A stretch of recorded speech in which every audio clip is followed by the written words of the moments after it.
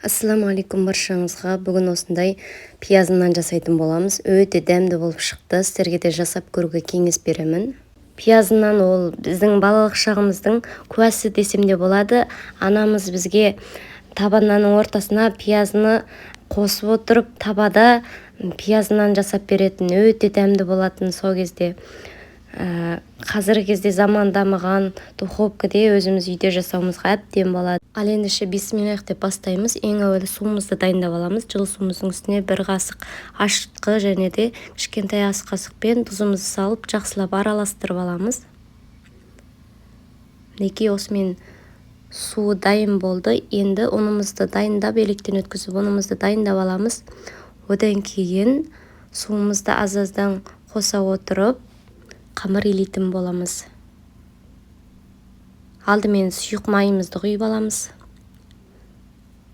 Одан кейін суымызды құйып, бірден бірақ құйбасаңыздар да болады, аз-аздан құйып елесеңіздер де болады. Май қосылғандықтан қамырымыз жұмсақ болып иленді.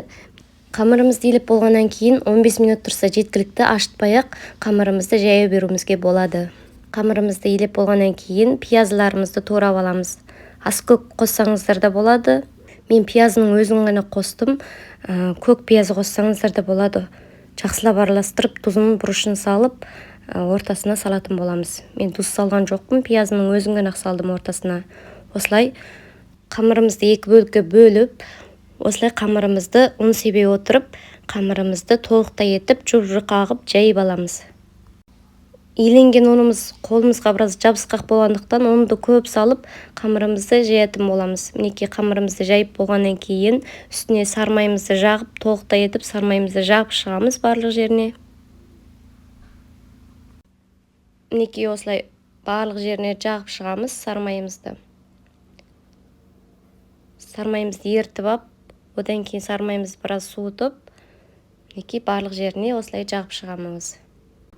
Барлық жеріне жағып шыққаннан кейін ортасынан кесетін боламыз. Қамырымызды кескеннен кейін ортасынан бірақ орайтын болсақ, онда қамырымыз қалың болып кетеді. Сол үшін ортасын кесіп, екі бөлік қып орайтын боламыз. Алдымен осылай толықтай етіп май жағып аламыз сармайымызды.